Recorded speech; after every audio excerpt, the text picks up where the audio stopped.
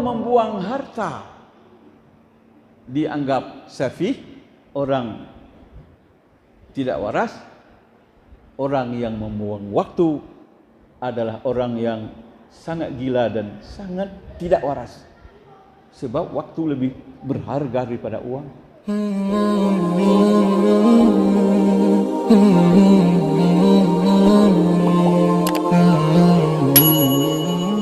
Bismillahirrahmanirrahim. A'izzai wa hibbai,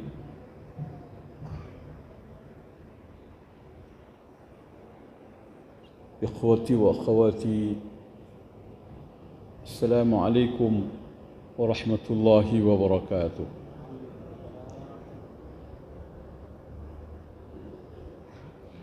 Alhamdulillahilladzi arsala rasulahu bil huda wa dinil haqq liyudhhirahu 'ala ad-din kullihi walau karihal kafirun. Asyhadu an la ilaha illallah wahdahu la syarika lah wa asyhadu anna Muhammadan abduhu wa rasuluh.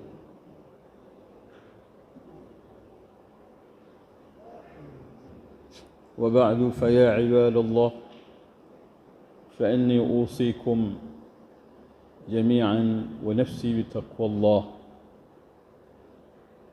Faqad faza al-muttaqun. Wa qala subhanahu a'udzu billahi minasy syaithanir rajim.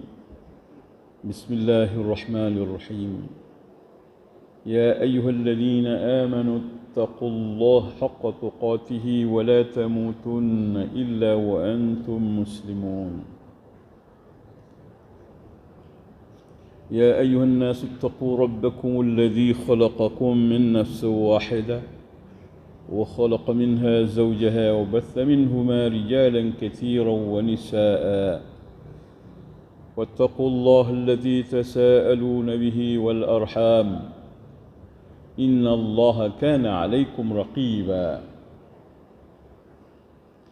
يا أيها الذين آمنوا اتقوا الله وقولوا قولا سديدا يصلح لكم أعمالكم ويغفر لكم ذنوبكم ومن يطع الله ورسوله فقد فاز فوزا عظيما.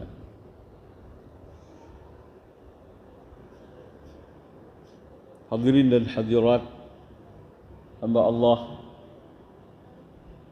yang mutuah dan berbahagia, marilah kita sambut kedatangan senja hari kita dengan membaca salah satu doa, salah satu zikir yang tidak pernah ditinggalkan oleh Rasulullah. Allahumma bika amsayna wa bika asbahna wa bika nahya wa bika namut wa ilaika an-nusyur. Ya Allah, dengan rahmat dan izin-Mu, kami telah masuk di waktu senja, di waktu sore dan waktu malam. Dan dengan rahmat-Mu pula, kami telah melalui waktu pagi dan waktu siang. Dengan izin dan rahmat-Mu, Ya Allah, kami masih hidup. Dan dengan kehendak-Mu pada suatu saat kami akan mati dan semua kami akan berhimpun di sisi-Mu. Di sini pernyataan syukur kita pertama.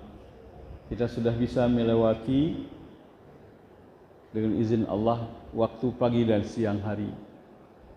Bersyukur juga kita sudah sampai di waktu malam. Kemudian kita menyatakan sikap pasrah kepada Allah. Dengan kehendak Allah kita akan mati. Di sini kita ada tawakkul, ada penyerahan diri. Seakan-akan kita berkata, kapanpun Engkau matikan aku ya Allah, aku sudah siap dan aku berserah diri. Aku tidak berdaya. Wa ilaikan nusyur, semua kami akan berhimpun di sisimu.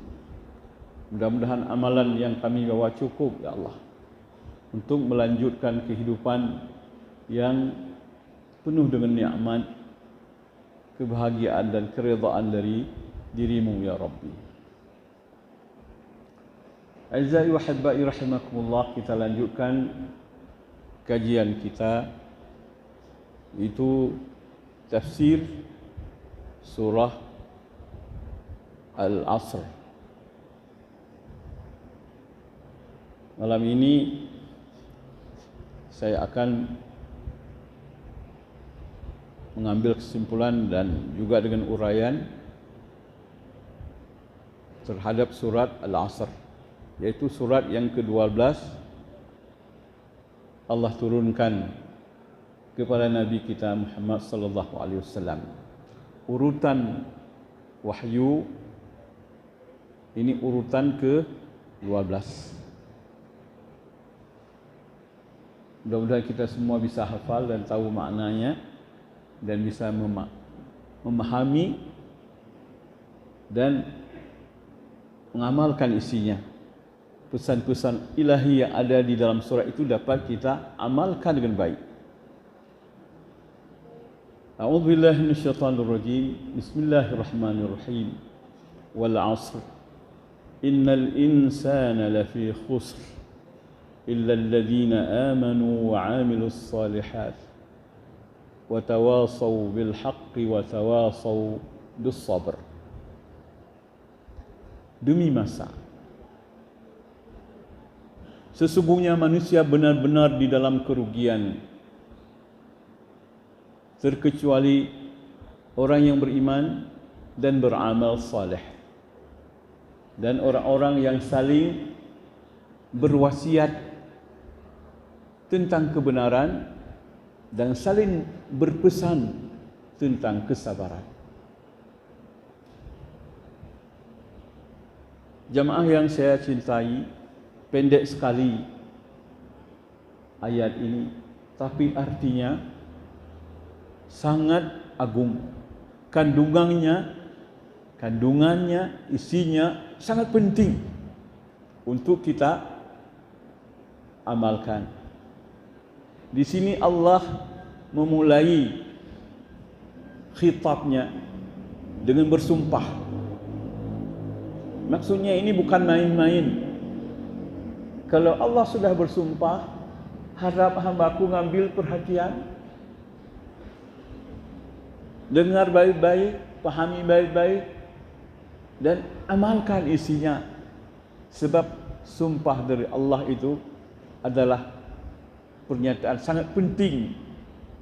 Isi yang akan saya sampaikan disinilah tergantung kamu dengar atau tidak kebahagiaan dan kebinasaan hidupmu. Di situ ketika kamu mendengar, kamu akan berbahagia. Ketika kamu tidak mau mendengar, kamu akan sengsara. Innal insana lafi khusr. Sesungguhnya manusia benar-benar dalam kerugian. Tidak ada seorang insan pun yang selamat dari kerugian. Hidup manusia diliputi dan diikuti oleh kerugian. Pasti kalau Allah sudah bersumpah. Sementara manusia semua ingin beruntung, jangan rugi. Tidak ada orang yang mau rugi kecuali orang tidak waras, orang yang tidak normal. Kalau orang berbisnis, berdagang, kalau kembali modal juga belum memuaskan. Kembali modal, apalagi rugi dan habis modal. Jadi hati-hati sekali ini. Kerugian bukan kerugian bisnis kita, kerugian hidup seluruhnya. Seluruh sektor kehidupan kita rugi, seluruh sisi kehidupan kita lenyap. terkecuali yang menghambat kerugian ini ialah keimanan. Ada faktor yang bisa menghambat kerugian total, kerugian yang tidak dapat dihindari sepanjang hidup kita dibuntuti dan diliputi oleh kerugian itu. Hanya ada 4 faktor yang bisa menyelamatkan kita dari kerugian yang sudah disebutkan oleh Allah. Pertama, iman. Kedua, amal yang saleh. Ketiga, saling berwasiat tentang kebenaran dan saling berpesan tentang kesabaran. Ini dia faktornya, tidak ada yang lain. Mari kita lihat satu-satu. Asr itu masa. Allah menciptakan kita dengan iradahnya, dengan rahmahnya, menempatkan kita dalam 2 ruang. Pertama, ruang tempat. Inilah bumi, ruang tempat tinggal kita. Kedua, dalam ruang waktu. Kita dititip dalam ruang waktu. Waktu itulah modal hidup kita setelah nyawa dan fisik. Modal hidup kita adalah waktu. Dan waktu juga sarana untuk beramal. Dan tempat untuk menyimpan amal. Amal-amal yang saleh yang harus kita buat di dalam hidup ini sebagai prasyarat untuk dapat kebahagiaan dan keridhaan Allah.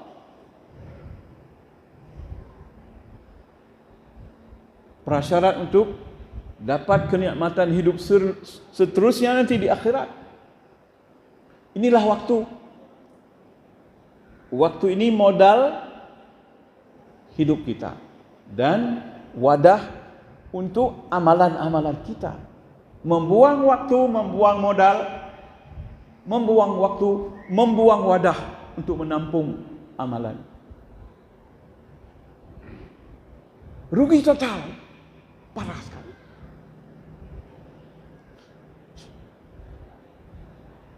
Kalau Syekh Allamah Al-Imam Hasan Al-Basri mengatakan, sesungguhnya manusia sendiri itu waktu. Secara kiasan beliau mengatakan, manusia itu sebenarnya waktu. Al-insan, manusia itu bid'atu ayyam. Apa definisi manusia, wahai Syekh, wahai Imam? Beliau menjawab, al-insan bid'atu ayyam. Manusia itu adalah kumpulan beberapa hari saja. Kullaman qadha yawmun inqadha bid'un minhu. Bila satu hari telah berlalu, berkuranglah jumlah beberapa waktu itu. Sayyidina Ali mengatakan, ma min yawmin yanshaqqu fajruhu illa wa yunadi ya ibna adama ana khalqun jadid wa ala amalika shahid fastafid minni fa inni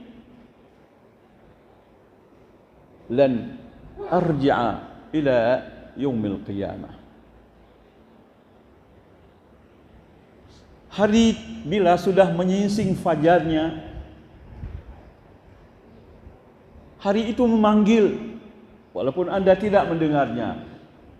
Ya bani Adam, ya bna Adama, wahai anak-anak Adam. Kata Sayyidina Ali, bukan hadis dan bukan Quran.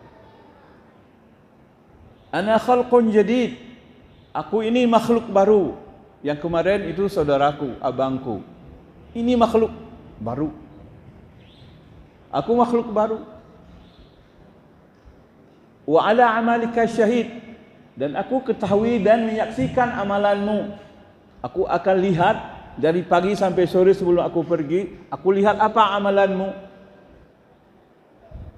Fastafid minni, ambillah manfaat dariku. Aku cuma sehari, besok enggak ada lagi. Aku tidak kembali lagi sampai hari kiamat. besok adikku datang, aku berakhir.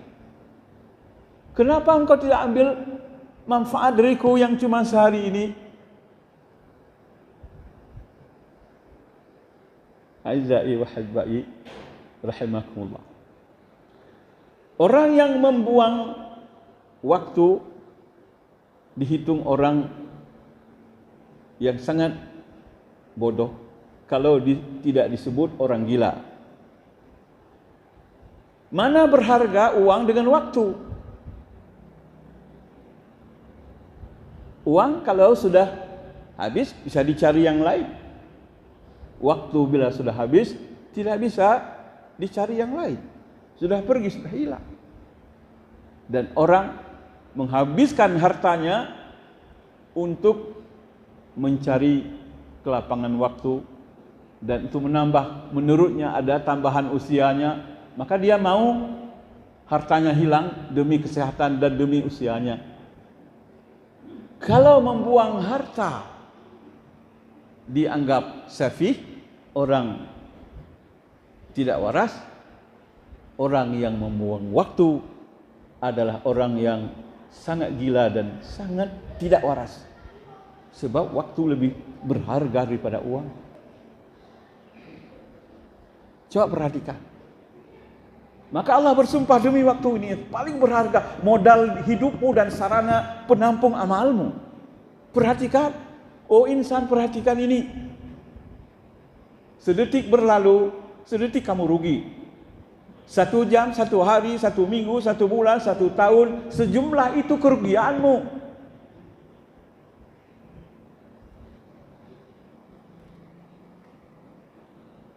Kecuali iman, kamu punya iman. Itu yang menghambat kerugianmu adalah iman. Aizai wa habba irhamakumullah. Iman ini satu kekuatan, quwwatun ijabiyatun. Satu potensi yang mutaharrikatun. Satu potensi dan kekuatan yang positif, yang aktif dan dinamis, bekerja, bergerak. Bekerja iman ini. Kalau iman benar, ia akan aktif bergerak gini. Bergerak kemana? Ingin mewujudkan dan mengaktualisasi dirinya dalam bentuk amal-amal yang saleh. Kalau iman tidak benar, dia tidak akan bergerak ke arah amal yang saleh. Atau ada iman tetapi lemah, tidak sampai kepada amal yang saleh. Ada iman palsu, seperti bunga yang palsu. Bunga yang dibuat bukan bunga yang alami. Bedanya apa? Bunga yang alami akan menyebarkan harum, semerbak wangi. Yang alami, yang indah, yang suci. Sementara bunga buatan, bukan bunga kebun, walaupun ada, dianggap tidak ada manfaat, tidak alami. Inilah bunga palsu, sama dengan iman yang palsu. Maka kita harus memperbaiki sehingga dia hidup. Yang lemah harus kuat. Maka pengajian yang kita buat ini semua dalam rangka menguatkan, menggerakkan iman ini sehingga dia teraktualisasi di dalam amal-amal yang saleh. Iman kalau sudah benar dalam dada kita, itu satu kasbun la kasba ba'dahu. Satu keberuntungan yang tidak ada keberuntungan setelah itu.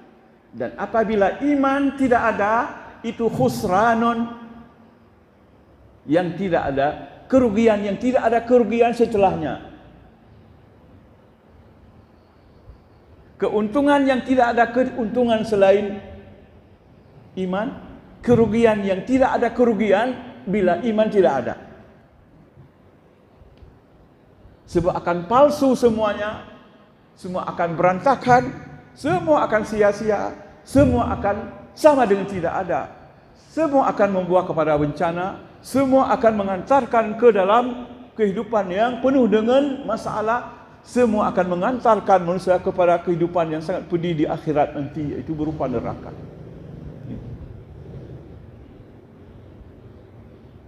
Amal saleh adalah perwujudan dari iman, manifestasi daripada keyakinan yang benar dalam dada. Kadang-kadang dia bersifat materi, kadang-kadang amal saleh bersifat immateri, kadang-kadang berupa ilmu, saran, pikiran, itu juga amal saleh.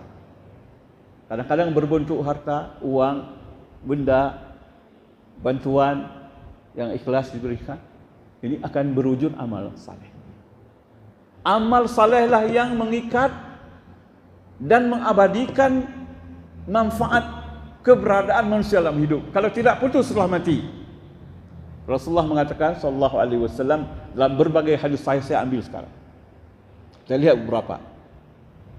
Dari Abu Hurairah radhiyallahu anhu, Rasulullah telah bersabda, "Idza mata ibnu Adam inqata'a anhu 'amaluhu illa min thalath." Bila seorang anak Adam telah mati, terputuslah daripadanya semua amalan, habis, kecuali min thalath, 3. Yang pertama, sedekah jariyah, sedekah yang terus mengalir, sedekah jariyah. Yang kedua, ilman yuntafa'u bih, ilmu yang bisa diambil manfaat oleh orang lain. Yang ketiga, waladin salihin yad'u lah, anak yang saleh yang ditinggalkan di dunia, yang selalu berdoa untuknya.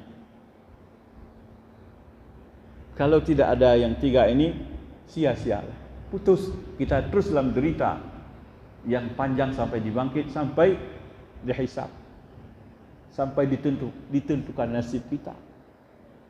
Amal yang saleh. Dalam hadis yang lain juga dari Abu Hurairah, Rasulullah bersabda,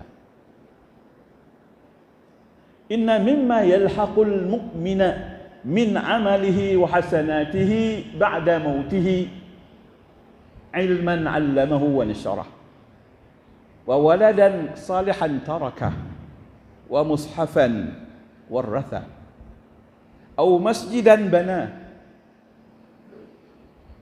aw baitan libni sabili banah, aw najran aw nahran ajrah, aw sadaqatan akhrajaha min malihi fi sihhatihi wa hayatihi yalhaquhu ba'da mauti." Allahu Akbar.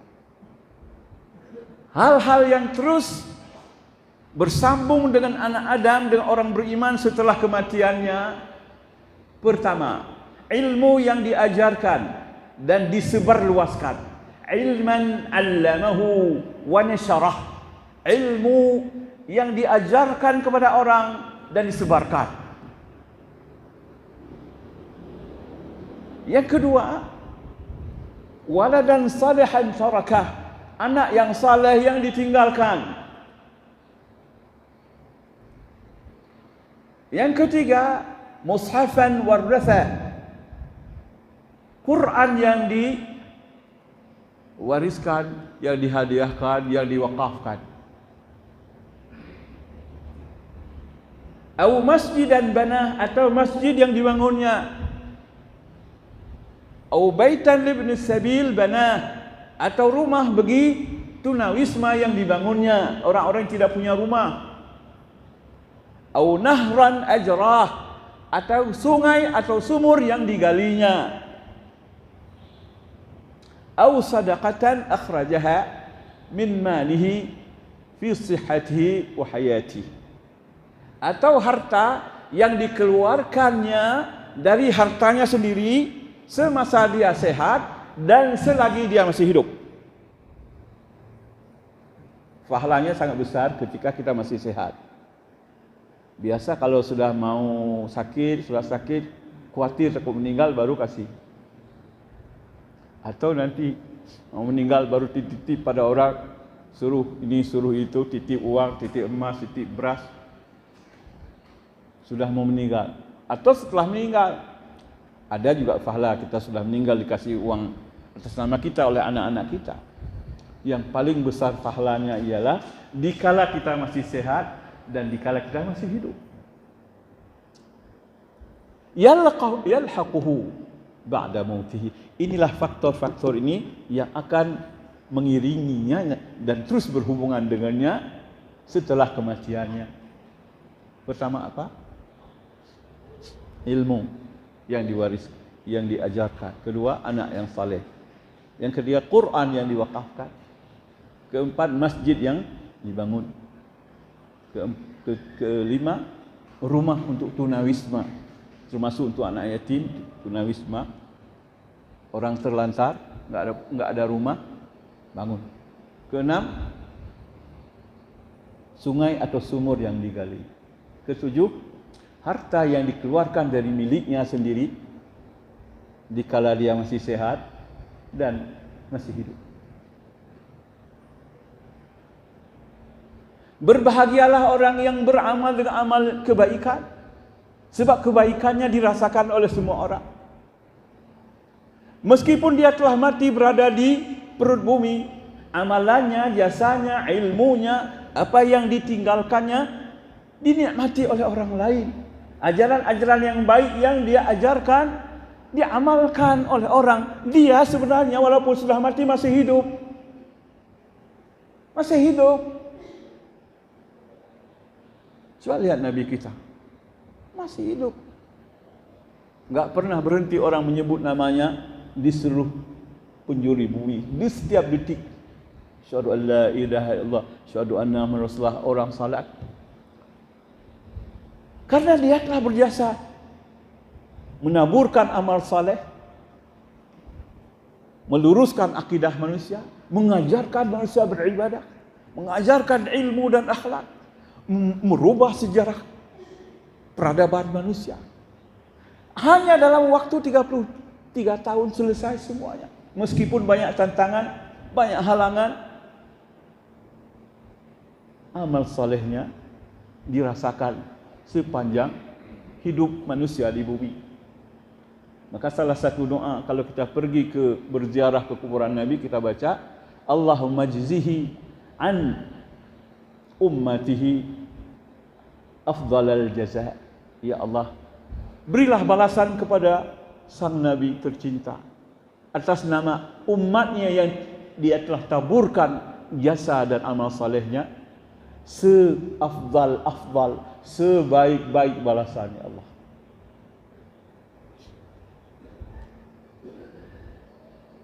Banyak orang beramal saleh, banyak. Tetapi yang sangat banyak orang beramal yang tidak saleh. Berbahagialah yang beramal saleh, sengsara, celaka, binasa, sial orang yang beramal qabih. Apalagi kesesatannya diajarkan kepada orang, dia telah berada di balik bumi, kesesatannya merusak orang di seluruh bumi berabad-abad lamanya. Amal kebaikan yang kita ajarkan semakin luas, semakin besar manfaatnya, semakin lama, semakin berlanjut manfaatnya. Begitu juga amal kejahatan dan kesalahan yang kita tinggalkan di bumi ini, semakin besar, semakin parah, semakin lama, semakin berlanjut. Berhentilah wahai insan dari berbuat amal-amal yang keji dan salah. Sebelum anda mati sudah sengsara. Setelah mati semua amalan orang ikut terbawa resikonya ke atas anda. Hadis yang sahih Rasulullah bersabda, saya baca. Man sanna fil Islami sunnatan hasanatan fa'umila biha ba'dahu kutiba lahu mithlu ajri man amila bihi. Barang siapa yang menghidupkan sunnah yang baik di dalam Islam, Lalu setelah ia mati, orang beramal dengan sunnah yang diajarkan kepada orang, kutiba lahu, ditulis pahala bagi orang yang sudah mati itu, mithlu, seperti ajri, pahala man amila bihi, sama pahala ditulis oleh Allah seperti pahala orang yang mengamalkannya.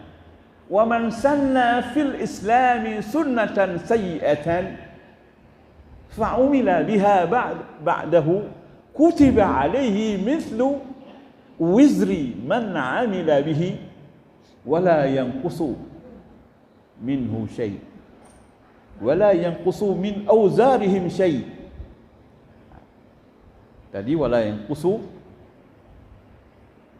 yang di atas tadi min ujurhim syai'. Yang beramal kebaikan dibalas oleh Allah seperti pahala yang dikerjakan oleh orang yang mengamalkan apa yang kita ajarkan.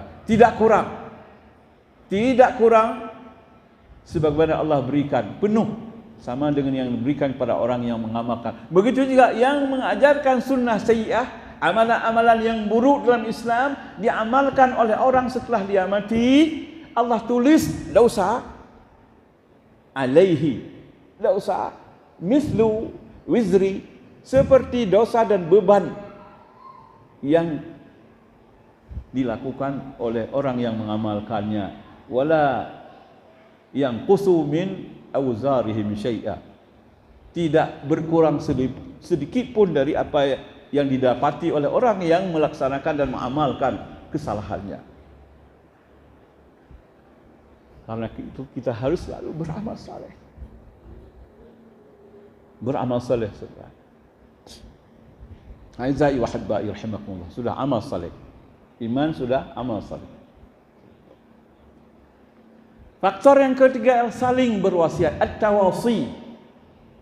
At-tawasi, saling berwasiat. Masdar dari tawasa, yatawasa, tawasiyan, mutawasin, mutawasan, tawasi, la tatawasi. Tawasa, tawasa la tatawasa, mutawasan, tawasa, yatawasa. Saling berwasiat. Aizai wa habbai rahimakumullah. Mengamalkan yang baik tidak mudah. Meninggalkan yang buruk tidak mudah. Karena jiwa manusia daya tariknya ke kiri sangat kuat. Innan nafsa la'ammaratun bis-su'. Innan nafsa la'ammaratun bis-su'.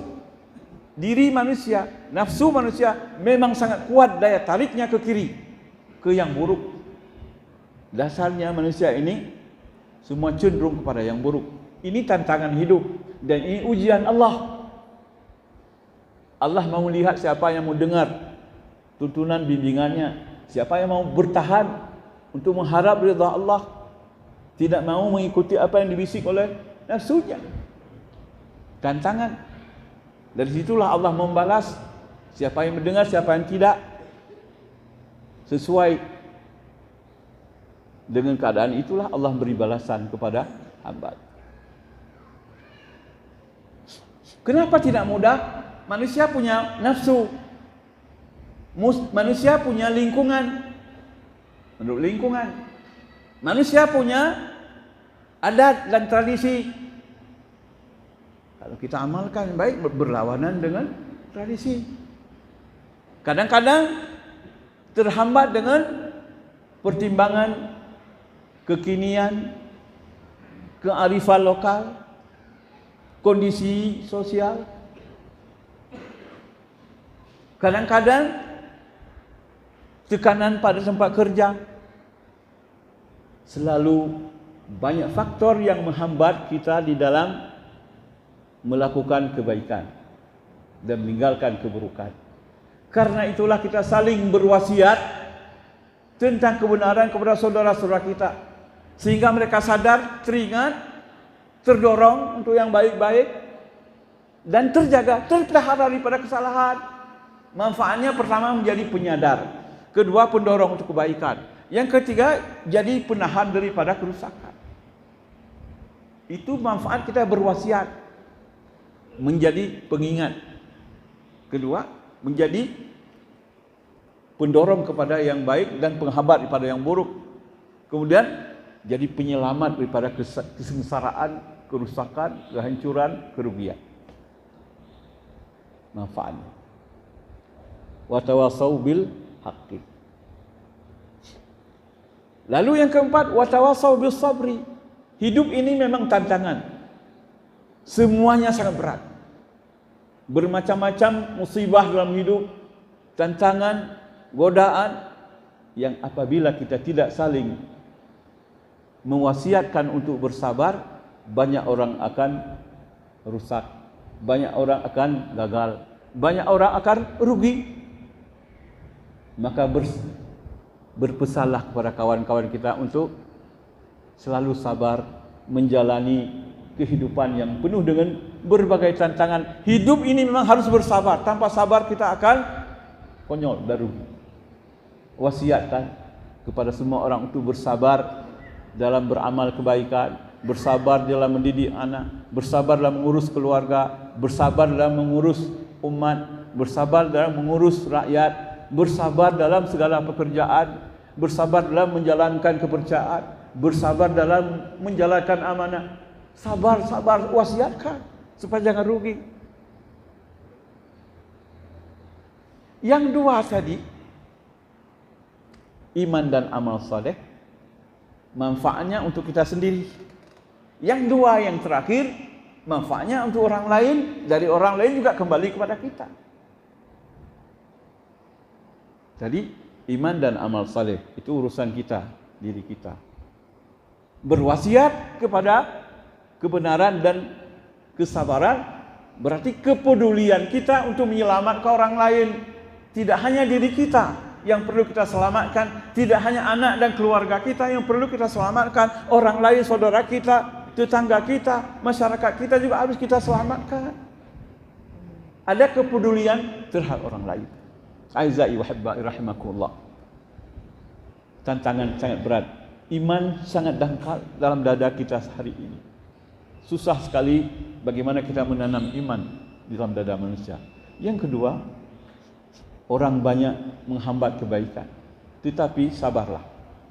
Semakin banyak tantangan, semakin banyak pahalanya. Semakin banyak orang melawan, menentang, semakin banyak pahalanya. Semakin banyak orang tidak mau bantu kebaikan, semakin banyak pahalanya. Bergembiralah kalau kita sudah siap untuk beramal saleh. Allah memudahkan jalan dengan modal iman, terus amal saleh ada, selalulah kita berwasiat untuk kebaikan dan kesabaran. Inilah manfaat dari kajian kita dalam surat Al-Asr. Mudah-mudahan Allah beri manfaat kepada kita semua. Subhanakallahumma bihamdika asyhadu an la ilaha illa anta astaghfiruka wa atubu ilaik. وآخر دعوانا أن الحمد لله رب العالمين والصلاة والسلام على نبينا محمد وعلى آله وصحبه أجمعين والسلام عليكم ورحمة الله وبركاته.